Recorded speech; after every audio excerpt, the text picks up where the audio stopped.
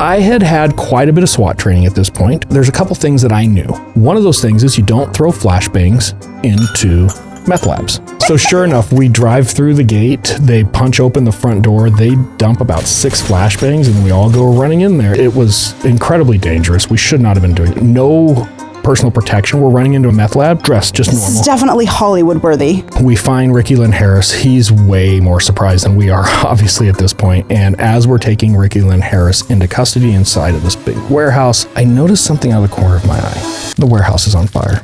Interested in buying United States government surplus property? Don't pay for free information. Call the DRMO office for information, sale dates, items offered, and to be put on free mailing lists. Welcome to Socialite Crime Club.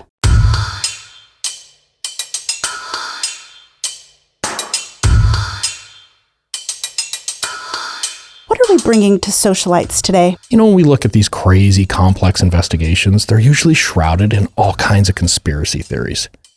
My experience is that these conspiracy theories are typically nothing more than government incompetence. All right, fun case this week, government meth. We're going to start off with the Shipman brothers. I've got a picture here for you. What do you think about those two? They look very much like they have the same ears. Look at them. Well, they're brothers. The ears are very genetic. Wayne Shipman and Eugene Shipman. Wayne and Eugene are into meth. I know that's hard for you to imagine looking at these two pictures, but they are meth heads and meth cooks. So they look like they're 65, but they're probably 38. Yeah, I think in this picture, Eugene is 28 and Wayne is probably 32.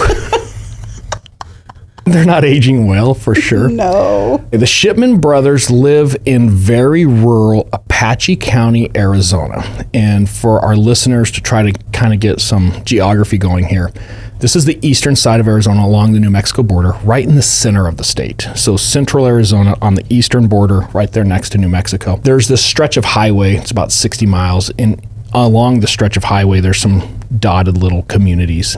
They live out in those dotted little communities. Okay. The people who live there because they either don't want to be found or they don't want to be seen. It's a very concealed, isolated neighborhood. I don't know if I ever told you, I once got sued for 67 gold coins. You did tell me about this. Yeah, there was a patriot, constitutionalist, that's what they are, constitutionalist sect that lived out there. And I had arrested one of their kids as a young police officer, and they were suing me in their own court, which isn't too far from the Shipman's property here. Oh. And they were suing me for 67 gold coins. Kind of interesting. I didn't go to court. I bailed on that one. My sergeant actually told me, if you go out there, you'll never come back. You wouldn't come back. Yeah, so that's where the Shipmans live. 67 gold coins, besides a museum. Yeah, well, I was thinking maybe, those little chocolate coins that are wrapped up in tinfoil. Maybe we could get away with those. You can go on a wreck dive and find some gold coin. Yeah, somewhere. I don't know. But the idea that I'm trying to paint here is this is a very weird little community out in the middle of the sticks. Now, the other thing that's going to shock you is the Shipman brothers here are on probation for some other narcotic-related violations. And the type of probation they have a search clause. What that means is probation officers can search their house anytime they want because the Shipmans are known for having stuff that they shouldn't have. So the probation officers haven't heard from the Shipmans in a while. There's some rumors going around that maybe they have a stolen vehicle, and they've been really quiet lately. Oh, that's suspicious. So kind of like when your children are playing in a room and they're being loud and they're breaking things, and then suddenly things get quiet. That's when you know they're up to no good. Yeah, you have to go check on them. Yeah, so the probation officers drive out to the Shipman compound, if you will, and they're not there. The Shipmans are gone, and they're walking around the compound. The first thing that really catches their attention, the grass is dead. And it's not just the grass is dead. It looks like something got poured out massively across this property, and it's just killing all the grass. Okay. There's cedar trees out in this area, and some of the cedar trees are dying, and they're really brittle, like they're just falling over, basically. They're thinking, that's kind of weird. What kind of toxic crap is out here? The more they walk around, they start coming across glassware, and I need to define glassware. Think back to your high school chemistry days, and you go into the chemistry lab, and you see these beakers and the Bunsen burner and all the glass that you do these chemistry experiments in. Sure. Littered all over the property. Oh. Yeah, one probation officer looks at the other, and they're like, this is a meth lab. And because of the probation issues and what they're seeing, obviously it's pretty easy to get a search warrant. They have the local sheriff show up and execute the search warrant, and they come across one of the largest meth labs in Arizona's history. The Shipmans have been very busy. So there's 4 or 5 different structures on this property. 2 of the structures were dedicated to actual labs where they were making methamphetamine and PCP. PCP, that's like angel dust, right? It's a hallucinogen. Yeah, it's a hallucinogen. The more they get into the property, they find another, like a garage area that's just full of this glassware to make methamphetamine. They had enough glassware to stand up 20 different meth labs. Oh my gosh. Yeah, it's enormous. And how big was this space again? You might have said, but the property itself is several acres, and I think there was 5 structures, 5 buildings on that acreage. Okay. So it's all spread out in these different houses as they're starting to search. I want to say they seized about 10 pounds of meth, which is a lot of meth. 10 pounds of meth is a lot. It's a healthy haul. But they also find a ton of precursors. And what I mean by precursors are the chemicals that are really hard to get to make meth. These guys are stacked in it. They're just loaded. They have the pseudoephedrine, which is one of the main ingredients. That's like the Sudafed or the ephedrine. Antihistamines. And red phosphorus. So people understand, red phosphorus, it's needed in the production of meth in this particular way that they're making the meth.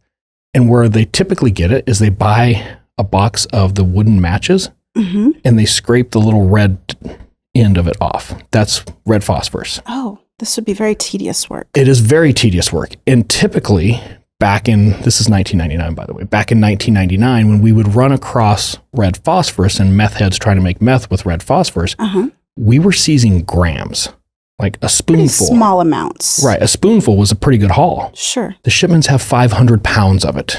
Never been seen before. Not that much of it. It's in a white steel drum, and it has painting, like numbers and letters painted on the side, almost like a lot number. Very military style. The font, you mean? The font, the way it was painted. It's funny you're saying that to identify it as military style because there is a specific font that the government uses. It's called Public Sans. And it's like a stencil. It's a very strong and like neutral, moral type font. It's very American, very American. Right. So they have this on the steel drum, but it's not enough information like you can jump on a database and track it down. Sure, but it looks military-like. Right. But 500 pounds is just unheard of. As they start to process this meth lab, obviously the Shipmans are found. They're arrested. They search all the multiple structures. There's a cleanup process to get all of this toxic chemicals out of the area. The cleanup alone is just under $100,000. It's really expensive. And they arrest and indict the Shipmans. They get 3.5 years, which is kind of a joke, but they both get sentenced to jail for 3.5 years, and life continues. It just goes on. Now, I didn't have anything to do with the meth lab. I was working in a jurisdiction close to where this happened, so I was very aware of it. I knew a lot of the detectives that were working the meth lab, but it wasn't my gig. Although I did want to be a narcotics officer. When I was a young cop, I thought narcotics was the thing. Sure. I wanted to get a canine. I wanted to do the whole thing. I think a lot of young officers feel that way. Yeah, I thought it'd be really fun to get knee deep into the drug world. I wanted to do undercover work. I was going to go work for the DEA at some point. Like, I really wanted to get into it. So I was paying attention to little things like this, and I was working a lot of drug cases. And I had a case, and it was probably one of the most defining moments in my career. Okay. Right after this meth lab, I got some information from an informant about a pretty large meth deal going down in my little town. Of Sholo. Of Sholo Police Not Department. Slow-lo. No, not slow-lo, Sholo. Just like you're playing the card game, Sholo. So I start working this case, and there's a guy who's in town who just purchased a large quantity of meth, and I'm putting the connection together between the state's largest meth lab was just taken down, and now we have a guy showing up in this very small town to buy a healthy quantity of meth. There's got to be a connection. 4 pounds, which 4 pounds of meth is no joke. It's a healthy amount. Especially in a small town. Typically, meth gets dealt in grams, so it's a healthy chunk. I get the information and I present it to my lieutenant that, hey, here's the guy. Here's where he is. Here's what he's driving. He's getting ready to leave. He's going to drive to Kansas where he's taking this meth. We need to go arrest him and seize the meth. My lieutenant tells me, no. Meth dealers of this nature are dangerous. They're usually armed. A lot of times they will get into conflicts with law enforcement. They'll shoot at us. It's too dangerous. Way too dangerous. You know where he's going. Call the authorities in Kansas. Let Kansas deal with him. He's not our problem. See, that's interesting to me because a lot of agencies would look at this as an opportunity to stick a feather in their cap and do something really cool, get out of their box of what they normally do. This sounds a bit more cowardice to me. It was crushing to me. It was really a moment in my law enforcement career where I found out what kind of cop I didn't want to be. Like him. Yeah, I couldn't stand the thought of knowing what I knew and just watching this guy drive out of town. Yeah, that does stink. So I'm not very good at following directions. I know. I figured out a way to make a traffic stop, and I stopped this individual, and long story short, I seized the 4 pounds of meth that he had on him. Did he fight? No, he didn't fight. He was super nice. I never even pulled my gun out of my holster, and he never gave me any grief at all. In fact, I don't want to get into details, but he was very cooperative. He's like, sorry, sir, here's all my meth. Yeah. I wouldn't call him a friend, but we had a decent relationship after that point. Oh, that's nice. Okay. Yeah, so kind of interesting. However, it changed my career path. I decided I could not work at that agency anymore. And I got in a lot of trouble for this too, because I disobeyed a direct order and I seized drugs. Because you did your job. Yeah. And I realized I had hit a point where I need to go do something else. So I left the Sholo Police Department, and that's when I came to the Gilbert Police Department. It was tough for me, though, because I had 3 years on at that point. So I was an officer for just a little over 3 years. Gilbert made me go back to the police academy. So I was going to the police academy for a second time. In a way, that does kind of suck. But at the same time, I think it would be far more fun to go through the academy a second time, because you kind of know what you can get away with. It's not. It's terrible. It's terrible the first time. It's even worse the second time. I was getting paid much more than I was getting paid before, so it was okay. So I'm going through the academy. I get out of the academy. I go through my field training, and I'm back on patrol, and I just couldn't let this case go. Okay. And it's interesting, I've been involved with a lot of investigations where law enforcement will interact with an initial case, like the meth lab, and they'll make arrests, people go to jail, they seize the evidence, and everybody moves on. But it always stuck with me, where do you get 500 pounds of red phosphorus? Like, why aren't we looking at that? And the agency said, we looked at it, we can't figure it out. So that always stuck with me, and I was convinced there was a connection between my arrest and that meth lab and the 500 pounds. So it just always stayed in the back of my head. So as a young, tenacious patrol officer now at Gilbert Police Department, I couldn't let it go. Okay. And I contacted the detectives that worked the case at the meth lab. I got some information, got some phone records that they had obtained on the Shipman brothers, and I started my own investigation in my spare time, looking at where the hell did this 500 pounds of red phosphorus come from. Your spare time being when you weren't shagging calls for barking dogs and domestic violence calls? Pretty much. In between calls, I'm working on this. There's no fancy analytic program. There's no software. I'm using a ruler and some colored markers to go through the cell phone records and just try to figure out what's happening. And cell phone records at that time were really new and novel. There weren't very many people working with them. No. So it's not like I could call someone and be like, hey, help me out here. It was a fairly new thing at that point. But I was really looking at travel patterns, who they call, just getting a really good idea of what the Shipmans did. I think I had like 6 months worth of records. So I had a really good insight on what their daily patterns were. I noted that about 3 weeks prior to the search warrant where they seized the meth lab, the Shipmans traveled to Texas. An important detail I think I left out is the red phosphorus that was in that steel drum in the meth lab. There was like one scoop missing. You could see where somebody scooped into it, and that's it. So it was pretty fresh. Pretty fresh. And I noticed that there was a handful of calls to Texas. Then the Shipmans went to Texas, called the same person again once they got into Texas. Then they come back to Arizona. No more calls to Texas. So I was interested, like, who is in Texas? Sure. So I started looking into, who are they calling in Texas? Who is this person in Texas that is there? I pulled a phone number and started doing some research, and I identified the number as belonging to Ricky Lynn Harris. Okay. Such a Texas name. Ricky Lynn. Ricky Lynn Harris. Yeah, like he should be a NASCAR driver. Ricky Lynn Harris has a business. He's at 291 National Drive in Rockwall, Texas. For those of you that aren't familiar, Rockwall, Texas is just east of Dallas. There's a lake you go over, and then it's right there. We've worked with a handful of detectives. This is Chasey's area. This is the general area where Chasey lived, if you remember. Yes. What episode was that? Let's talk about it. Let's talk about it, yes. So I figure out who Ricky Lynn Harris is. I find out where he works, and he's self-employed, and he buys and sells heavy equipment. Crane, forklift, dump truck, whatever you might need. So he finds this used equipment, he buys it, fixes it up, and sells it, and that's his business. I decide I want to know who Ricky Lynn Harris is calling. Now, for our audience, this is 2000-ish. Laws were a little bit different when it came to call detail records. When you were just looking at tolls, who's calling who, you only needed reasonable suspicion. And I thought I could articulate that pretty well. So I go to a Gilbert judge and I explain my case to him in this court order to get Ricky Lynn Harris's phone records. And the Gilbert judge is asking me, well, what case is this? Well, there's this meth lab that was seized in Apache County. They found this 500 pounds worth of red phosphorus. I think Ricky Lynn might have sold them this red phosphorus. He's in Texas. And the Gilbert judge is like, what the hell does this have to do with Gilbert? Nothing, Your Honor.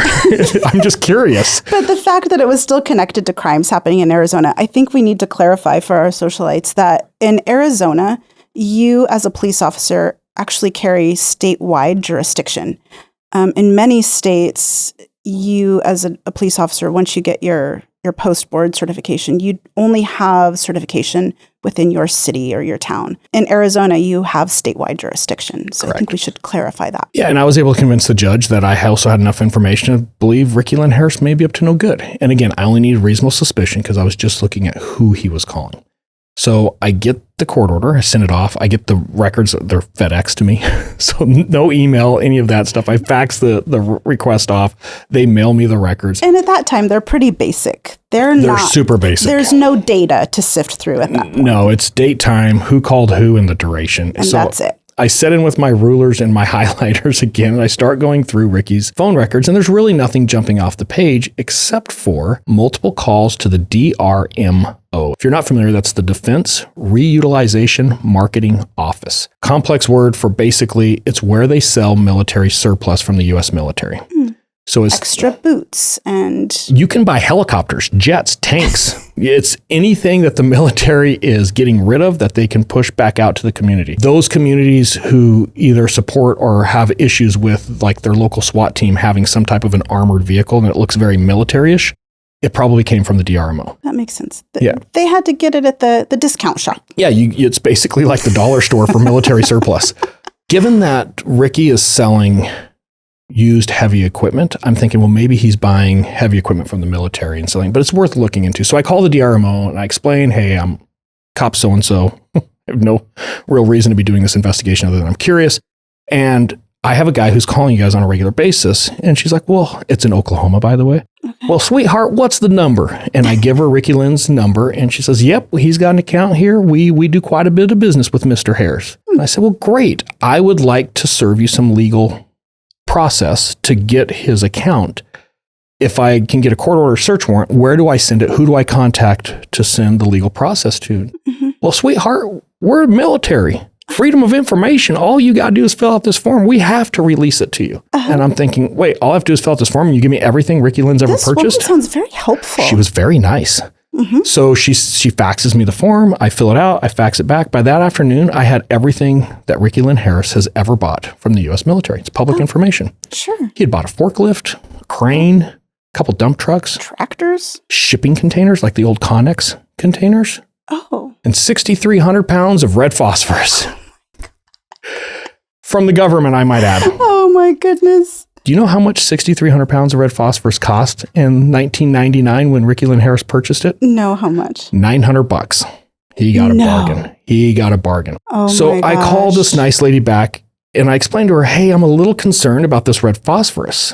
Mm-hmm. What does somebody have to go through to purchase chemicals like this? Yeah. And she explained, she's like, well, you just have to show a lawful cause, a lawful reason. Okay, did Ricky Lynn file anything to show that? Yeah, what do you have to show? Hang on, sweetheart, I'm going to send it to you. So she faxes me the next thing, and it's Ricky Lynn Harris's justification for buying 6,300 pounds of red phosphorus. He's starting a matchstick company. Oh my goodness. Ricky Lynn and the matchsticks. So for those of you that are wondering, why would the military be selling red phosphorus? Red phosphorus is the component that's used in tracer rounds. So when the military contracts to have these tracer rounds built, they buy the red phosphorus. Mm-hmm. Red phosphorus actually has an expiration date. So they buy it in bulk. They don't use it all. It expires. They can't use it. They sell it through the DRMO. So this is a big catch in the case though, right? Like I've got this whole thing put together. Yeah. I know where our red phosphorus came from. Okay. Now remember, I wanted to be a narcotics officer. Okay. So now here's my big chance to show what I got. The thing is though, you're not doing narcotics in Arizona any longer. You're investigating narcotics issues across state lines now. Oh, drugs know no borders, my dear. That's the classic narcotic officer. So I go to our narcotics sergeant at the police department.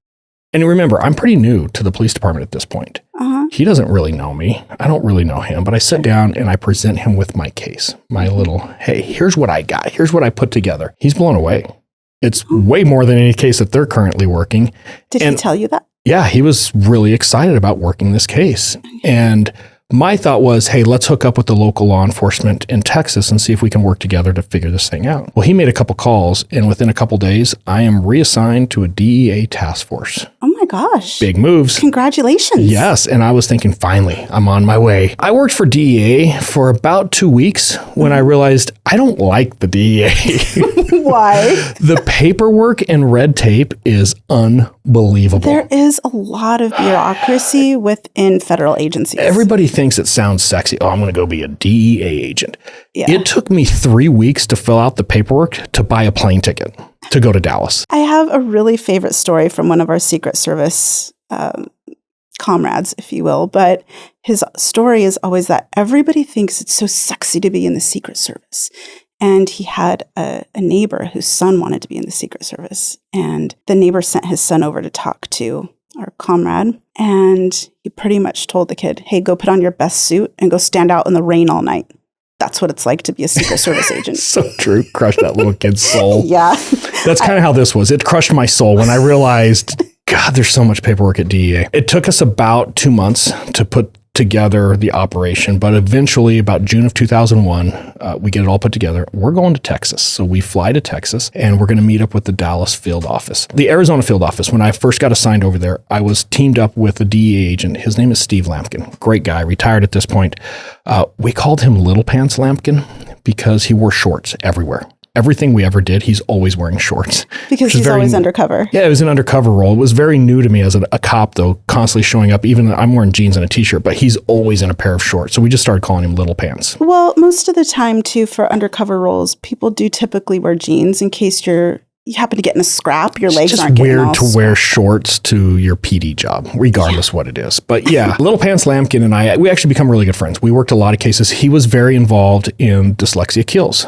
He helped us a lot in that investigation as well. So Steve Lampkin and I are heading out to Dallas. We're also taking a friend of ours that works with Gilbert PD at the time by the name of Dave Rich. And I'll talk about Dave here in just a little bit. So we fly out to Dallas. We meet up with Dallas DEA. The first thing is, hey, let's drive by Ricky Lynn's business and just let's see what we can see. Let's scout out the area. And you can imagine my surprise when we drive by and I could see this. There's a little picture for you. The Connex container. It's a Connex container, but look really carefully into the side. And I tried to capture the picture about the same way that I could see it from the road. Yeah, it's a barrel. Yeah, that's the red phosphorus. There's about 5,000 pounds of red phosphorus in that Connex container. And the door is wide open. Wide open. We could see it from the road. So I'm thinking, oh God, I hope we can put this case together. I hope we can put this case together.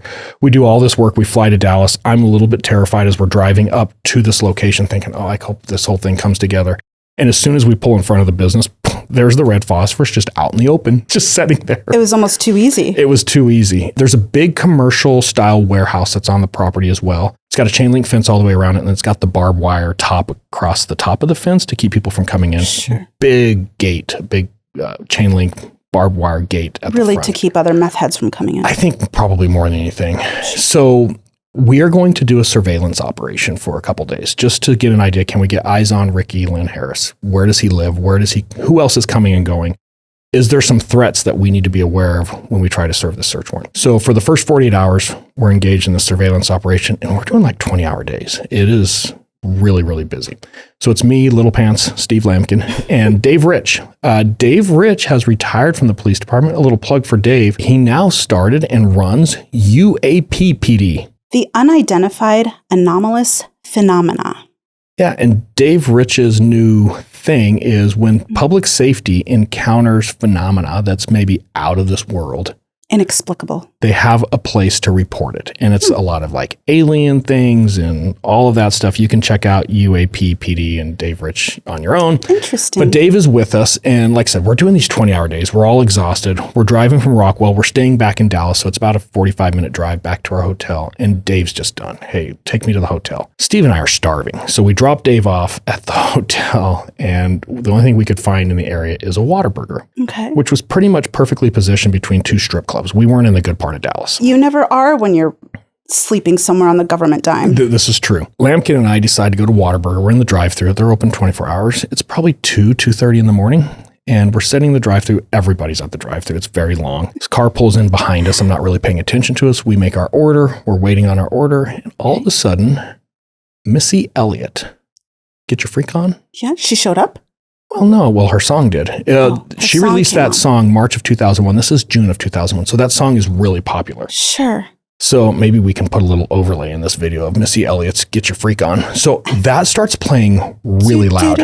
Yeah. Crazy loud. So I look in my rearview mirror and there's a little Ford Mustang convertible behind us. The top's going down. And it's clearly coming from this Mustang. Okay. So I'm looking and there's this little chick in there, little girl, female, lady. I hope it's a woman. She's young, but yeah, she's probably in her early 20s. Okay. She's attractive. She's very attractive. She comes crawling, and I'm not making this up, crawling over her windshield onto her hood. And she does this whole dance routine on the hood of her Mustang in the Whataburger drive-through. And she's not wearing a top. She's got pasties. Oh, yes. So she is somewhat covered. Kind of. And I'm looking in my mirror. This can't truly be happening. Okay. Now, keep in mind, Little Pants is probably 15 years older than me. Very straight-laced. Very, very straight-laced. Yeah. Do you think she had just gotten off work from somewhere? We confirm this here in a way? minute. Yes, we confirm what's happening here in just a second. So I'm looking in my mirror and I'm thinking, oh my God. Then I look in my rear view mirror, a little better view. Then I look at Lampkin, I'm like, are you seeing this? And he responds, we will not be taking enforcement action this evening. Very DEA response. Well, first of all, she might have been out of bounds a bit, but I don't know that she was breaking the law. No, she was not breaking the law as far as I'm concerned. So the line keeps going. She crawls back over. We get to the lady who's giving us our food. She just loved that song. And the lady describes and explains shit like that happens here every night. There's 4 or 5 strip clubs within a mile. Nothing else is open. You should see the things that go down. So we went there the next 4 nights. Anyway, long story short. Was it the same amount of fun? No, that was the only time we got a really good show. Yeah, I'm sorry to hear that. Yeah, so Missy Elliott makes a quick appearance there on our thing. But I really love that we're not taking enforcement action. Now, the next morning, we are going to brief with DEA Dallas on, let's serve the search warrant. We have a search warrant now. We're convinced we've got the right guy. Shit's a little bit different in Texas. I had quite a bit of SWAT training at this point, or tactical training as well. And there's a couple things that I knew. Not a lot, but a couple things. Okay. One of those things is you don't throw flashbangs into meth labs. An area of biohazard. And a lot of flammable equipment. So flashbangs, they're not grenades. I hear people all the time, well, you're just throwing grenades. No, grenades blow up and kill people. It is funny because I have heard some news outlets report grenades when it's really a flashbang. Yeah, a grenade is made to break into pieces of shrapnel that are traveling at high velocity to penetrate and kill you. Like they penetrate your body and they physically kill you. A flashbang is meant to make a very loud noise that somewhat disrupts your thinking, a very bright flash that disrupts your vision. And the entire thought behind a flash bang is the ability to give me a couple seconds of an advantage so that I don't get shot when I'm going into a high-risk area. And the DEA guys in Dallas are explaining, hey, we're going to hit this place. We're going to drive our Bearcat, which is basically like an armored bus, through the gate. We're going to jump out. We're going to bash in the front door. We're going to throw a bunch of flashbangs in there, and then we're going to run in. Oh, this is terrible. It is 1990s style police work. We don't do this anymore. No one does this anymore. And I'm thinking during this briefing, this is a terrible idea. Did you say anything? No, because it sounded really fun, but it's a terrible idea.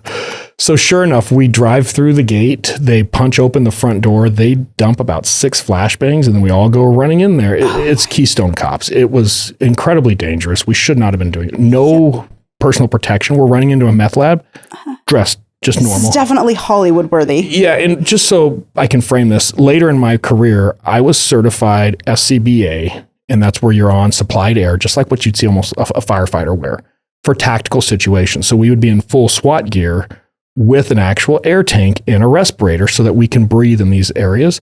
And I'm going through all that training, and they're telling us all the things you shouldn't do and like what the prior generations did, and it caused cancer and killed people. And I'm thinking, and you're looking back that you were the prior I was generation. there. Yeah, I probably have some form of cancer over this call. I'm convinced of it. I think there's a lot of things you've done throughout your career that you probably have cancer from. I'm sure of it. It's just a matter of time. We all go rushing in. We find Ricky Lynn Harris. He's way more surprised than we are, obviously, at this point. And as we're taking Ricky Lynn Harris into custody inside of this big warehouse, I noticed something out of the corner of my eye. Mm-hmm. The warehouse is on fire. Oh my There's a reason you don't throw flashbangs into meth labs because they catch fire. And sure enough, it caught fire. So we get Ricky Lynn out of there. The fire department comes. They put out the fire, but we pretty much killed any evidence in the meth lab because we almost burned it down. And how did Ricky Lynn respond to all He of had a this? heart attack. Yeah, right As you were arresting him? No, he waited till we got outside. He didn't have a shirt on. And I remember when I walked him out the front door around the corner, he was saying he was having a hard time breathing. And I undid his handcuffs from his back and I put his handcuffs around his front so he could breathe a little easier. And I noticed I could actually see like red patches develop across his skin and then go away. And then red patches go and then go away. He probably had a heart attack because he was far more aware of the dangers of the flashbangs going into his place of work than law enforcement did. Well, by place of work, if you mean meth lab, yes. He was freaked out, I'm sure. Could you imagine? He was also on meth. So yeah, I'm sure he was paranoid. I mean, selling meth. Yes, when you're high on meth and the cops try to burn your meth lab down that you're in, I think a heart attack is probably There's just so many stressful variables there for poor him. Ricky.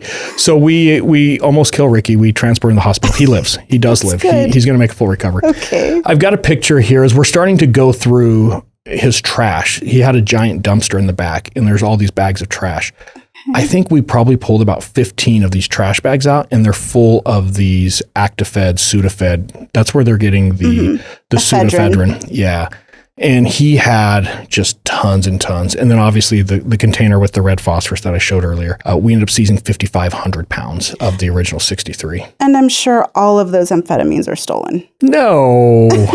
But yeah, if you've ever wondered why you have to sign your name when you go to Walgreens, it's because of this right here. Yeah, you can't get Claritin D over the counter during the springtime when you're dying. Yeah, you have to sign for it. Because the DEA actually monitors this now. So if you buy 47 packages of this stuff across the city in one day, they're probably going to come talk to you. We end up seizing a couple properties. RICO kicks in. And for those at home, RICO is anytime you're running an illegal enterprise and you're taking the funds from those enterprise or those sales that you're doing, and you're buying other things, they're subject to seizure. So we end up seizing his house, his business, like 7 cars, all of his heavy equipment. He really wasn't pushing heavy equipment. That was his business front. Well, that and his matchstick company. We didn't find anything about matchsticks, though weird. No wood that anybody's no little tiny trees. There's no meth head scraping tree bark back there. And individually whittling each matchstick. No, nothing at all. Now, we need to talk about cleanups. Meth lab cleanups is a big deal. It's very expensive. It's actually a pretty booming industry in the early 2000s. And what would happen is these environmental companies would apply to the DEA. They would have to go through this certification process, if you will, and they would get put on DEA's list of approved environmental cleanup services. So when we did a meth lab like this, we would do all the original processing of evidence. You take pictures, you do all that, but you can't seize meth labs. Yeah, no, there's really nowhere safe to put anything from a meth lab. Yeah. Do you know how I know you can't seize meth labs? I do know how, but I think it'd be fun for you to tell the story. So the Gilbert Police Department in 2002, 2003, we moved into a new building. And part of that process is we also moved our property room, which had been in the same building for years and years and years. And it was a really small property room. Yeah, stuff was stacked on top of stuff on top of stuff. It was terrible. As we're moving everything out of that property room, we come across this box in the back corner that is corroding and like something is leaking out of it and all across the floor. It's foaming some type of weird substance. Yeah, a few years, like 4 or 5 years earlier, a patrol officer had run across a traffic stop where there was literally a meth lab in this guy's trunk. They just boxed it up and impounded it.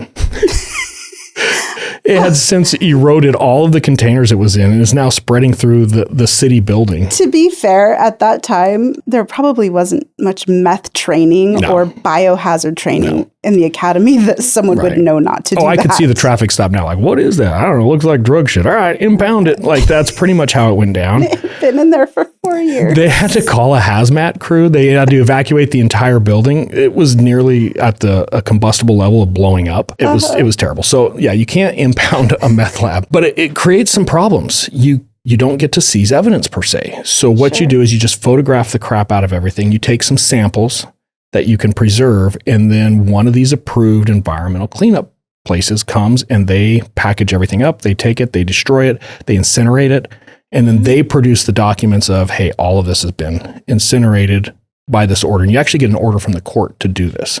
Well, because there's so many environmental factors that if that's not done properly, it can start to pollute the water. Right. It can start to pollute soil. 100%. And that's where the costs get ballooned very quickly, where you can easily rack up $100,000 worth of cleanup costs.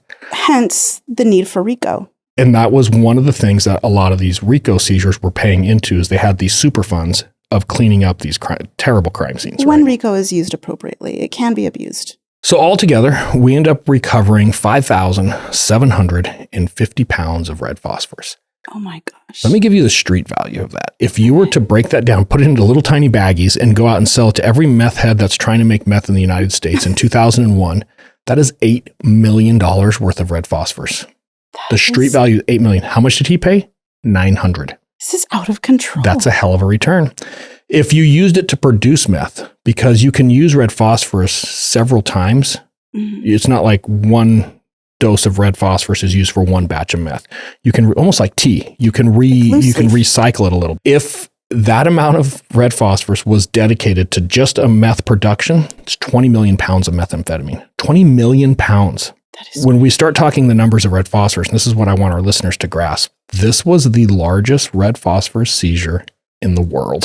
Do you know at that time, once you guys seized everything, how much he had actually made? Did he keep any books of anything? We knew he bought 6,300 pounds. We knew that we ended up recovering 5,750 from his lot there, and we recovered 500 in Arizona. So if you do the math, we came up about 50 pounds shy. So we got the majority of it back. I think it's really hard to sell red phosphorus to meth heads across the country, like especially in the 2000s, not a lot of internet back doors you can go through to market this, right? Right. But it is the largest seizure at the time, I think it still is, in the world. And it literally comes together because some dumb cop in Gilbert was bored and thought it'd be interesting to find out where this red phosphorus would come from. Well, you had the tenacity to keep digging because you knew that beyond the arrests that were made in Sholo and the 500 pounds, there was something more. Yeah, and that's really common on cases where it's interesting. I've worked a lot of cases where the initial crime happens and everybody investigates it, and then there's a lot of little things that spiral out of it, and they just kind of get forgotten. Right. And this one really got on me. So everything continued to progress. I don't know exactly what happened to Ricky Lynn Harris. I know that he was indicted federally. I know they were working with him. I came back to Gilbert. I moved into investigations after that, and that's where I really started more of my detective career. DEA just wasn't a right fit. No, I did not want to work DEA. This gave me my narcotics fix, and I was done. Give me a good homicide. I'm done with the drug world. I did work a couple drug cases throughout my career after that, but it was enough to fix me of that weird idea. Years go by, though. I was going to say maybe 5-6 years, and I get a call from the U.S. Attorney's Office in Dallas, and the attorney asked me, "Hey, do you remember the Ricky Lynn Harris cases? Meth lab out of Rockwall?"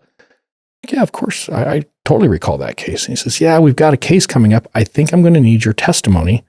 I need to send you a subpoena and make arrangements to fly you out here to testify." And I thought, man, that's weird. It's been 6 years. You guys are just now getting around to the trial? He says, no, it's not on Ricky Lynn Harris. He's like, "Do you remember the cleanup?" I'm like, "Yeah, it was big cleanup. We had this environmental company come out. It was a big deal." "Yeah, well, we found out that environmental company was cleaning up meth labs for the DEA all over the state of Texas, taking them back to their warehouse, and then selling those meth labs to other meth heads out the back door." Oh my God. So they were recycling these meth labs. They were getting paid by the government to clean them up, and then they would go sell them to other criminal organizations to start another meth lab. And then pretty soon they would seize them again. And what had actually tipped us off is finally a DEA agent recognized some things and thought, "That looks man, familiar. that looks just like the shit we seized last month." And sure enough, it was. So that all completely came out. But when why wouldn't the government have something in place to monitor a bit more closely what is happening with the things that the environmentalist companies are doing? Yeah, I want to go back to our intro. Everybody loves a good conspiracy theory. Yeah. And it's because it's hard to believe our government can be so incompetent at times. But if you look at this case, we sold Ricky Lynn the red phosphorus, we being the government. After we sell him the red phosphorus, we figured out we bust his meth lab. We sold his meth lab to other meth heads. So yeah, that is government meth. And kind of like we talked about in the intro, I know people love to buy into a great conspiracy. But again, more times than not, it is truly just incompetence.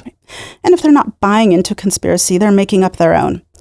I think the thing is, when you're investigating these types of things and you want to become very objective, what you begin to realize is that there are far more dangerous iniquities slithering around in the dark than the crime that's actually in front of your face. Right. And I think people really struggle. It's hard to believe that level of incompetence exists. So it's easy to latch on to a conspiracy because it's actually easier to believe, which I think says a lot. Yeah. Socialites, join us next week. Stay safe. What if you and I had a relationship where your utmost powerful sexual desire is to be killed while having sex? And what if I'm super freaky deaky and my utmost desired sexual encounter is to kill somebody while having sex? And I convince you to consent to that.